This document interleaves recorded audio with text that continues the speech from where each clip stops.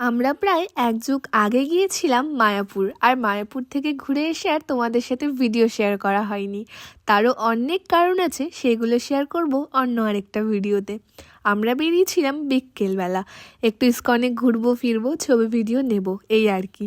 তারপরে এই তো ইস্কনের ভেতরে রোজ বিকেলেই প্রায় এইরকম নাম কীর্তন হয়, যেগুলো দেখতে না অনেক সুন্দর লাগে। তো তারপরেই আমরা চলে যাই পাশেই এই সন্ধ্যা আরতিতে। মায়াপুরে না এটা একটা বেস্ট পার্ট, মানে সন্ধ্যা আরতিটা এত সুন্দর হয়। তোমরা যারা কোনো দিন যাওনি, যদি যাও তাহলে অবশ্যই সন্ধ্যা আরতিটা দেখো। দেন আমরা তারপরে খাওয়া দাওয়া করি, চলে আসি রানাদার ভেজ বিরিয়ানির দোকানে, যেখানে আমরা একদমই বিরিয়ানি পাইনি।